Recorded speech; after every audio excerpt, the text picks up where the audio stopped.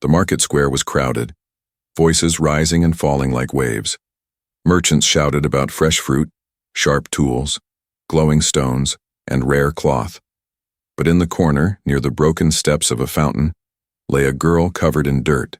Her clothes were torn, her hair stuck with dust, her eyes half hidden beneath grime. Children pointed at her and laughed. Adults turned their faces away. No one wanted to touch her.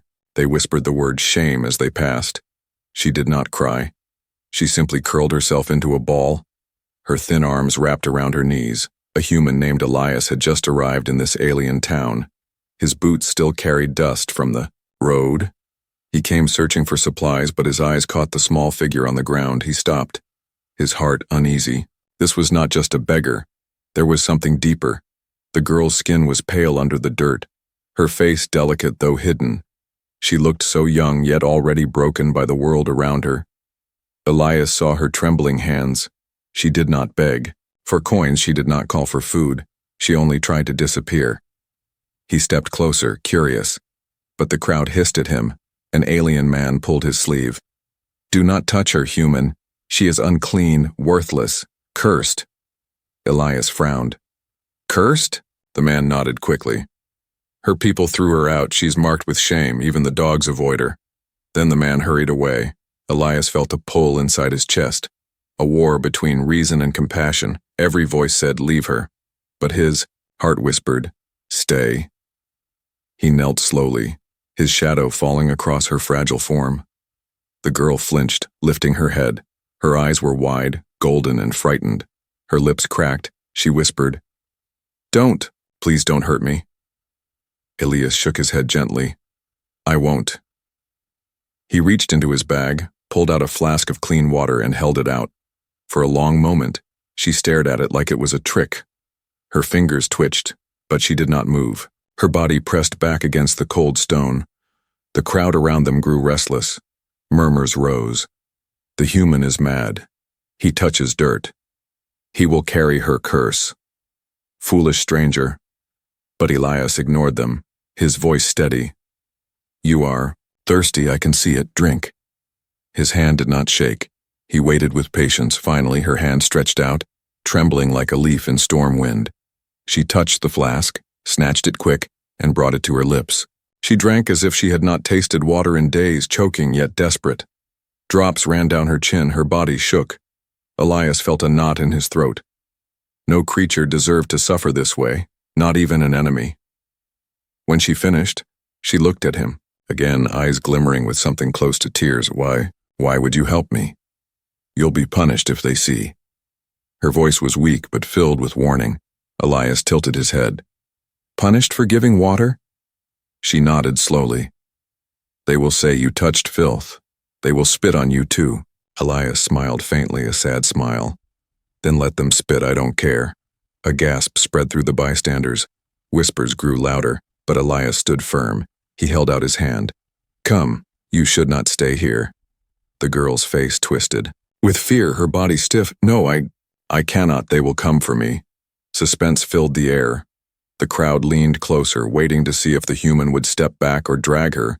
But Elias did neither. He simply remained, hand open, patient as stone.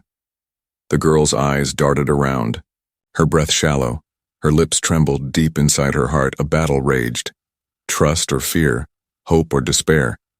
She had been left in the dirt too long. No one had ever reached for her before. Finally, slowly, almost unwillingly, her hand brushed his, a spark of warmth in the cold market. Elias closed his hand gently around hers, lifting her with care. She staggered on her feet, weak like a branch in the wind, but she stood. The crowd went silent, shocked. A human had touched the untouchable. The girl's body shook. Shame and fear mixed with something she had forgotten long ago. The fragile seed of hope. Elias placed his cloak around her shoulders, covering her torn clothes, protecting her from the eyes around them. "You're safe with me," he whispered for the first time. The girl raised her head, dirt still clinging to her skin, but in her golden eyes there was a flicker of light. And so began the story of how one human's compassion challenged the cruelty of a world that had buried her in dirt and shame. Fearful, Market had grown quiet after Elias lifted the girl from the dirt. Whispers spread like fire. Some called him foolish. Others shook their heads, and a few simply watched with hidden curiosity. But Elias ignored them all. His focus was only on the girl whose weak legs threatened to give way. She leaned against him, her body light, fragile like she had not eaten in days. The cloak wrapped around her shoulders looked too large, swallowing her small frame. Her eyes darted everywhere, searching the corners, afraid that at any moment, someone might drag her back into the dust. Elias guided her slowly toward a shaded alley, away from the crowd. The smell of spices and smoke faded, replaced by the scent of damp stone and silence. Once they were alone, he crouched beside her, placing his hands gently on her shoulders. "What is your name?" he asked. The girl flinched at his voice, her lips moved but no words came, her throat dry. Finally she whispered, "Lyra." Her voice cracked like brittle glass. Elias nodded softly. "Lyra, I'm Elias, and you are safe with me now." Her golden eyes widened, fear flashing. She shook her head quickly. "No, I am not safe. No one who helps me is safe. They will hurt you, please, leave me. I don't want you punished because of me." Elias frowned, his jaw tightening. Why would they punish kindness? Lyra's body trembled, her hands clutching the cloak as if it were her last shield. "Because they say I am dirt, cursed, worthless. Anyone who touches me becomes like me, a thing to spit on." Her words cut deep into Elias. He had heard cruel rules before, but never had he seen them enforced on someone so young. He reached for his bag and pulled out a small piece of bread, handing it to her. "Eat. You need strength." Lyra's hands shook. She stared at the bread like it was gold. Her stomach growled softly. She wanted to eat, but hesitation froze her. Why are you giving me this?" she asked, her voice barely more than a breath. Elias sighed. "Because you are hungry, isn't that reason enough?" She hesitated for a moment longer before snatching the bread, devouring it with desperate speed, each bite messy, crumbs falling onto the cloak. Tears welled in her eyes as she ate. For perhaps the first time in weeks she tasted kindness. When she finished, she wiped her mouth with the back of her hand, her eyes lowering in shame. "You should not have done that," she whispered. "They will see you as weak. They will spit at you too." Elias only smiled faintly. "Let them. I would rather carry their spit than see you starve." Her lips trembled. She looked at him, confused, as if kindness was a foreign language she did not. "No, slowly," she whispered. "Why? You don't even know me. Why help?" Elias thought for a moment, his eyes steady. "Because I see someone who deserves better. No one should be left in the dirt, Lyra. No one." His words struck her like a spark in the dark. Her chest ached, with something she could not name. Part of her wanted to believe him, but fear clung tighter. She turned away, hugging her knees. "You don't understand. They will come for me. They always come. You cannot fight them. No one can." Elias leaned back against the wall, watching her with quiet patience. "Then let them come. I will not walk away." Silence stretched between them, broken only by the distant noise of the market. Lyra's heart raced, his words made no sense. No one had ever said such things to her. No one had ever chosen to stand beside her. Her eyes grew wet, but she quickly wiped the tears with the edge of the cloak. She hated tears. Tears only brought more cruelty, she whispered. "You don't know what I am, what I carry." Elias tilted his head, curious. "Then tell me." Lyra froze, fear gripping her. She wanted to speak, but her throat closed. Instead, she shook her head. "Not now, not here." Elias nodded, not pushing her. "Then when you are ready, I will listen." For the first time, Lyra felt a strange warmth around her heart. It frightened her, but it also kept her from breaking. She glanced at him, the human who did not turn away, and a thought whispered inside her mind. Maybe he truly meant it. From the mouth of the alley, a pair of eyes glowed. Someone had been watching. A shadow slipped away, unseen by Elias and Lyra, carrying word of the human who dared touch the girl in the dirt. The night fell heavy over the alien town. Lanterns burned dim in the streets and the air grew colder.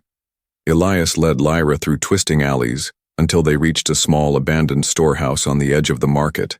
Dust and broken shelves filled the place, but it was hidden, and for now it was safe. Lyra sat on a wooden crate, the cloak still wrapped tightly around her thin shoulders. Her eyes never stopped moving, scanning every corner as if shadows themselves might leap forward to drag her away. Elias lit a small lamp. The glow touched her face, revealing more of the dirt and the exhaustion. For a while neither spoke, the silence thick. Finally, Elias asked softly, "How long have you been living like this?" Lyra pressed her lips together, her voice cracked when she answered, "Too long. I don't remember the last time I slept without fear." He crouched in front of her, his gaze steady. "You should rest now. No one will find you here." "But," she shook her head violently, "they always find me. They have eyes everywhere." Her voice trembled and she pulled the cloak tighter. Elias frowned. "Who are they? Who hunts you?" Lyra lowered her gaze, her golden eyes clouded with pain. "My own people." The words barely escaped her lips. Elias blinked in shock. "Your people cast you out. Why?" Lyra's hands gripped the cloak until her knuckles turned white. She whispered, "Because I refused. I refused to serve. I was meant to be property. A slave dressed in silk smiling while my spirit died, but I ran, and they called me filth." Elias's heart tightened. His anger stirred, but he kept his voice calm. "You are not filth. You are not worthless." Lyra's lips trembled. "Then why do I feel like dirt clinging to the world? Why do they spit when they see me?" She shivered as if cold. Elias reached to adjust the cloak, but as the cloth slipped from her shoulder, his eyes caught something. Deep lines carved into her skin. Old wounds, marks of cruelty. Lyra gasped and pulled the cloak back, but Elias had already seen. "Who did that to you?" His voice was low, rough with anger. She turned her face away, shame heavy in her eyes. "It doesn't matter. I was marked so everyone would know, so no one would touch me without remembering I am cursed." Elias's fists clenched, his jaw tightened. "That is not a curse, that is someone's cruelty." Lyra shook her head, tears welling. "Cruelty becomes truth when enough people believe it. Even I started to believe it." The silence grew heavier. Elias looked at her, seeing not just a broken girl, but someone who had survived horrors most would not. She was thin, fragile, scarred, yet still alive, still breathing. He spoke firmly. "Listen to me, Lyra. Scars do not make you worthless. Scars mean you survived. They tried to bury you in shame, but you are still here." Lyra's eyes widened. Her lips parted. No one had ever said such words to her. Her chest ached, a warmth and a pain together. She wanted to believe him, but fear screamed louder. "You don't understand, Elias. If they find me, they will kill you too. No kindness can save us then." Elias leaned closer, his voice steady like stone. "Let them come. I am not afraid. You don't have to carry this alone anymore." Her breath caught, her heart raced, she shook her head. "You are strange, human. No one fights for me, no one stays. Why would you?" Elias answered simply, "Because you deserve someone who does." The words struck her like fire. Her tears finally fell, silent but unstoppable. She turned away to hide them, but Elias did not mock. He only placed the lamp closer to chase away the dark. Outside, footsteps echoed faintly. Unseen figures passed by, searching the streets. Lyra froze, panic flashing. She grabbed his arm, whispering fast, "They are here. They are looking, I told you. They always come." Elias placed a calming hand over hers, his voice low but firm. "Then we will face them when the time comes together." The fear in her heart warred with the fragile hope he had planted, and for the first time in years, Lyra felt the tiniest spark of strength flicker inside her. In the silence of that forgotten storehouse, a bond began to form, fragile yet unbreakable, a bond stronger than fear. But outside, shadows moved with purpose. Her hunters had not forgotten, and the night was far from over. The night air in the alien town was heavy with smoke and dust. Distant voices still echoed from the market, but in the narrow streets, Silence ruled. Lyra sat close to the lamp in the old storehouse, her golden eyes wide with fear. Elias tried to calm her, yet he felt the tension in his own chest. Then came the sound. Faint at first, the scrape of boots against stone, slow and deliberate. Elias froze, his hand instinctively going to the knife at his belt. Lyra gripped his sleeve tightly, her breath shallow. "It's them," she whispered, her voice trembling. Through the cracks in the wooden door, shadows passed, tall figures cloaked in dark fabric. Their eyes glowed faintly in the gloom. Enforcers, Elias realized, hunters sent to drag Lyra back into the dirt. One of them spoke, his tone sharp and cold. "Search every corner. She must be found before dawn." Lyra pressed herself against the wall, her body shaking. Elias crouched beside her, whispering low, "Stay quiet. Don't move." He placed his hand over hers, steady and warm. Her trembling slowed, but her fear did not fade. The footsteps grew louder, closer. Shelves rattled as heavy hands pushed through doors nearby. Elias's heart pounded. Escape was the only chance. He pointed to a back door half hidden under fallen wood. Lyra hesitated, but his firm gaze gave her courage. Together they slipped, through the broken frame into the dark alley beyond. The night street stretched before them, narrow, twisting like a maze. Lanterns swayed in the wind, casting crooked shadows. Elias held Lyra's hand, pulling her forward. Her bare feet stumbled, on stone, but she kept running. Behind them, a shout broke the silence. "There, the human has her!" Boots thundered. The hunters had seen. The chase began. Lyra's breath came in gasps. Fear burned in her veins. Elias led her through the maze of alleys, turning sharply, ducking under archways.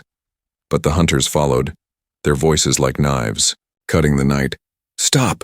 You cannot hide her!" They ran past shuttered houses, doors slammed, windows closed. No one dared to help. People only peeked through cracks, watching silently, as if the scene was a curse they could not touch. Lyra stumbled, nearly falling. Elias caught her, lifting her with his arm. She was light. Too light. Her body weak, but he refused to let go. "Hold on, Lyra. I've got you," he said, his voice hard with determination. The hunters closed in. One leapt forward, a blade flashing under moonlight. Elias spun, his knife meeting steel. Sparks burst. He shoved the attacker back, grabbing Lyra's hand again, pulling her down another street, her golden eyes filled with tears. "Why? Why risk this? You should have left me. They'll kill you," Elias growled under his breath. "I told you I will not leave you in the dirt." They darted through a broken arch into a wider square. The moon spilled light across stone walls, but the space left them exposed. Hunters appeared on both sides, their cloaks shifting like wings of shadow. Elias cursed under his breath. The trap had closed.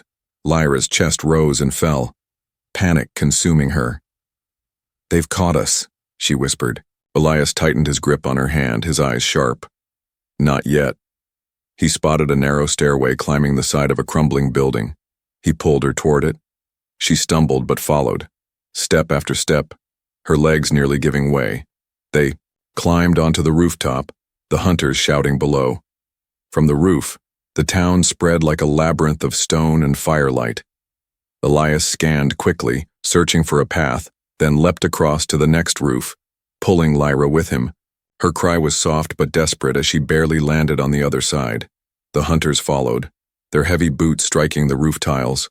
Elias knew they could not outrun them forever, not with Lyra's weakened body. He glanced at her. Her face, pale but her eyes burning with terror, he whispered, "Trust me," then turned sharply, leading her toward the far end of the roof. Below them, the alley curved into darkness. Elias saw a pile of hanging cloth from a merchant's line. He didn't hesitate. Wrapping his arm around Lyra, he jumped. They fell hard into the pile, rolling. To the ground, hidden for a brief moment, Lyra clutched him, her body trembling. Elias held her close, listening. The hunters' voices rang from the rooftops above. Confused shouts they had lost sight of their prey.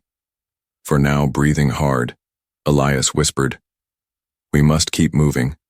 We're not safe yet." Lyra's lips trembled. She looked at him with wide eyes. "Why do you not fear them?" Elias brushed dirt from her cheek, his voice low. Because I fear losing you more. Her heart clenched at his words, warmth mixing with fear. She had been called dirt, worthless, cursed. But this human held her like she was something precious. The hunters' voices grew distant, fading as they spread their search. Elias stood, pulling Lyra gently to her feet. The night was not over.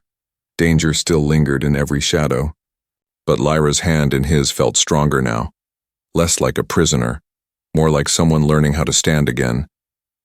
And as they slipped deeper into the maze of streets, unseen eyes still followed. The hunters had not given up. The chase had only just begun. The night stretched long, the air heavy with silence as Elias and Lyra slipped deeper into the forgotten side of town. Narrow alleys gave way to broken courtyards where weeds pushed through cracked stone. Here the hunters' footsteps grew faint. Though Lyra's fear did not fade, Elias found shelter in an old stone shed half covered with vines, its roof sagging, but it offered shadows to hide in. Inside he lit a small flame. The glow touched Lyra's face. She sat against the wall, her knees pulled to her chest, her golden eyes filled with exhaustion.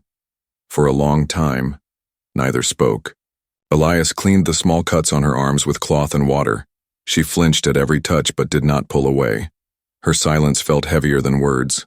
Finally, Elias broke it, his voice low but steady. Lyra, I can't protect you unless I know the truth. Why are they hunting you? Who are you to them? Her breath caught. Her fingers dug into the cloak, fear rising in her chest.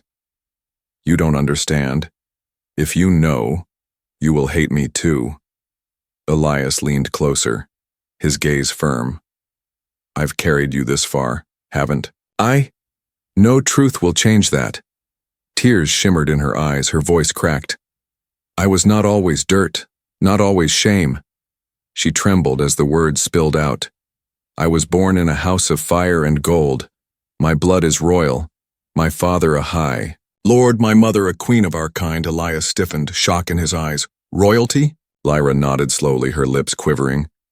Yes, but I was not their jewel, I was their chain. They wanted me to smile, to bow, to be married as a gift. A prize for power. I refused. I wanted to be free. And so they stripped me, beat me, cast me out. They told the world I was filth, cursed, so no one would dare give me shelter. Her voice shook harder, memories breaking through. The scars you saw, they marked me, so that no matter where I went, my shame followed. My own people spat on me, laughed at me. Children threw stones, adults whispered curses, all because I said no. Elias's chest tightened. Rage burned beneath his calm face. He reached forward, placing his hand gently on hers. You are not cursed, Lyra. You are brave, braver than any of them. Do you hear me? Her tears fell silently, her golden eyes searching his. But bravery has cost me everything, Elias. I lost my home, my family, my name. Do you still not see? I am nothing now. Elias shook his head, his voice fierce. You are not nothing. You are Lyra. You are someone worth fighting for, and if they call you cursed, then let them curse. I will still stand beside you. The words struck her heart like lightning. She wanted to push them away, to call them lies. Yet the fire in his eyes told her they were true.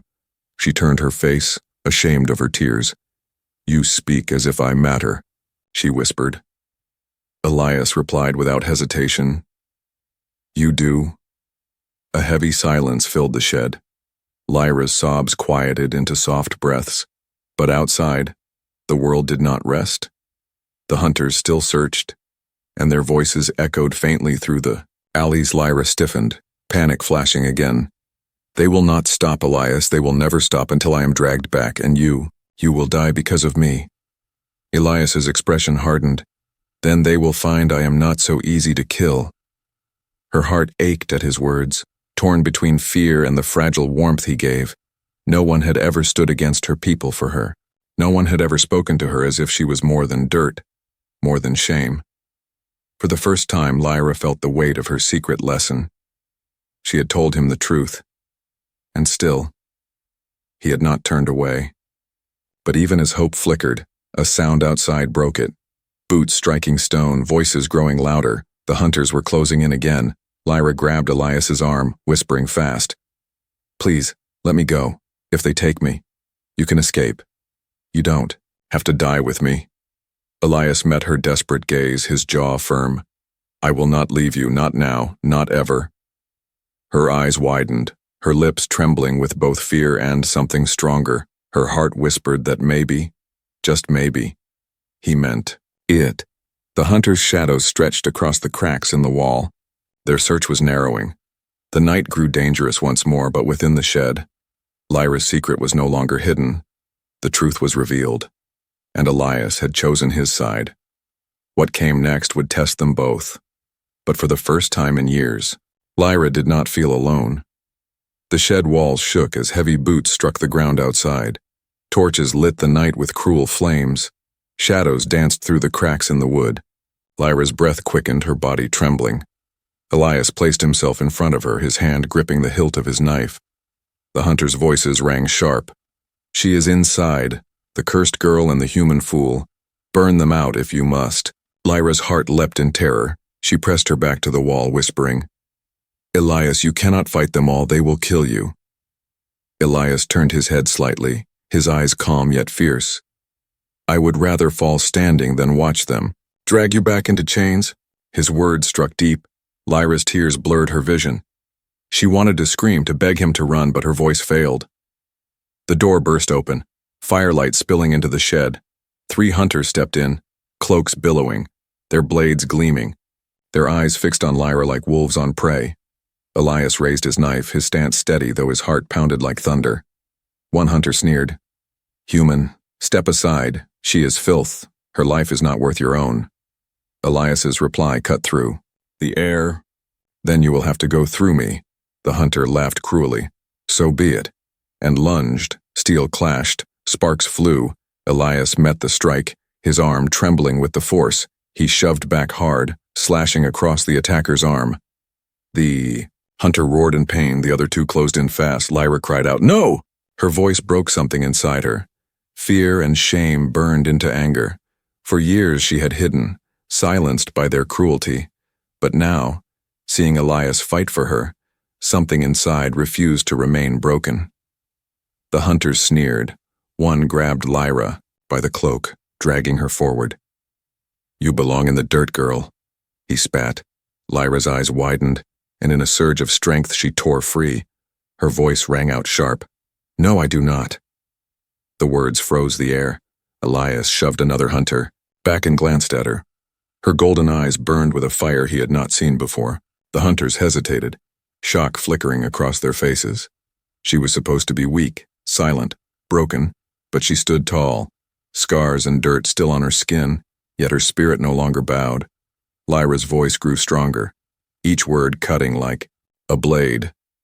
You called me cursed, you called me dirt, but it was you who tried to bury me, you who feared my voice no more. The hunters snarled, but something in their eyes wavered. Elias felt strength return to his arms. Her fire fueled him. With a roar, he drove his blade into the floor, forcing the attackers back. You hear her, she is no slave, no filth, she is Lyra, and she is free. The clash grew fierce.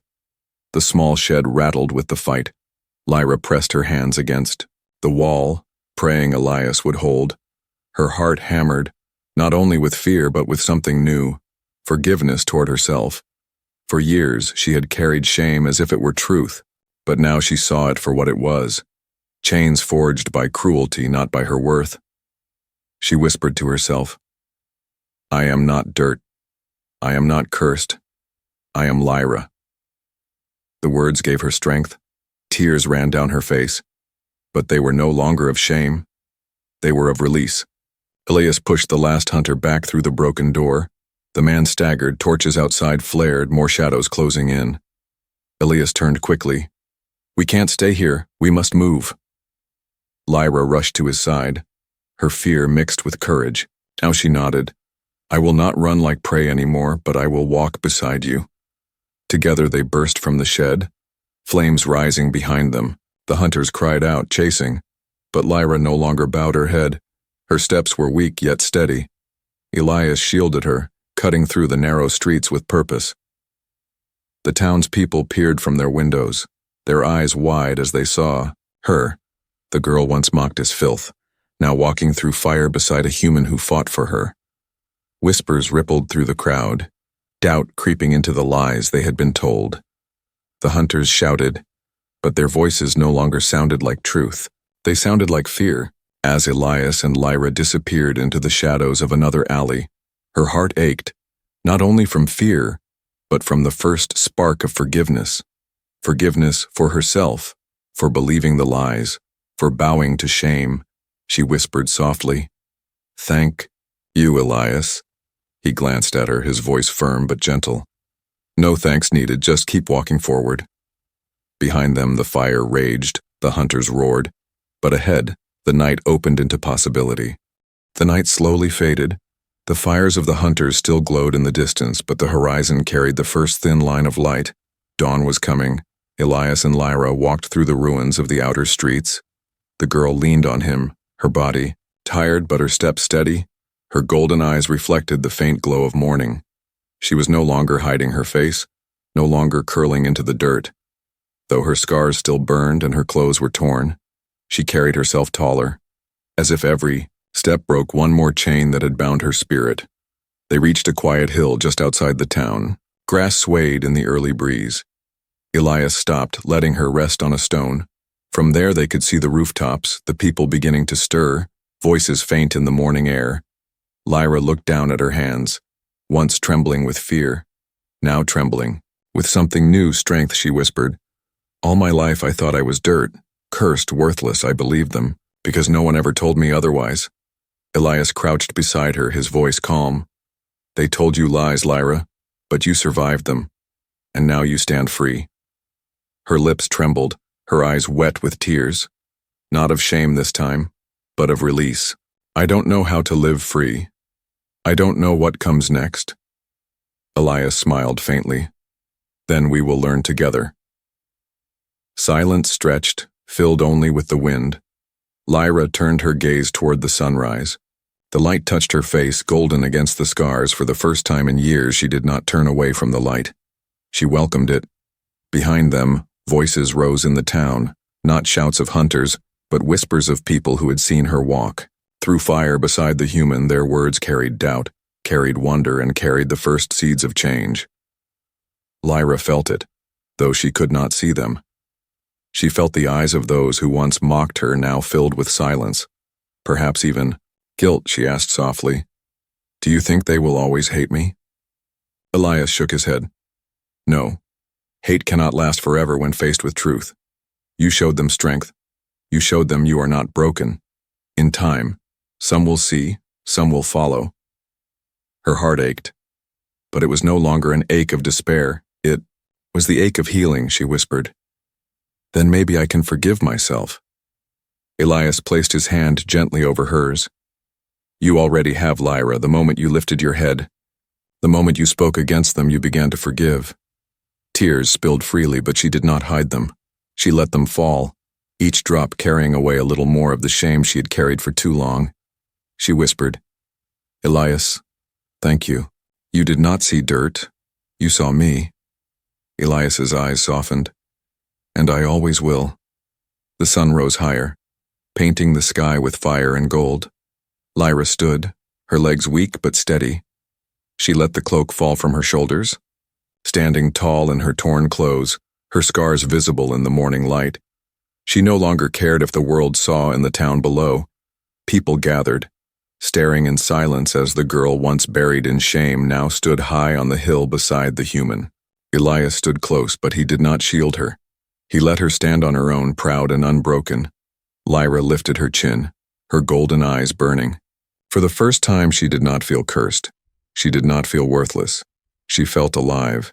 She felt free. The hunters had failed. The people had watched. And though the road ahead would not be easy, she had already taken the first step. Elias placed a hand on her shoulder, steady and warm. "This is only the beginning," he said. Lyra nodded slowly, her voice clear and strong. "Yes, a new dawn." The wind carried her words across the hill, down into the streets, into the ears of those who had once spat her name. It was not dirt they saw now, not shame, but a girl who had risen from the ground, carrying scars like banners, walking toward a future written by her own choice. And as the sun fully broke the horizon, Lyra and Elias turned from the past and stepped forward, together into the light.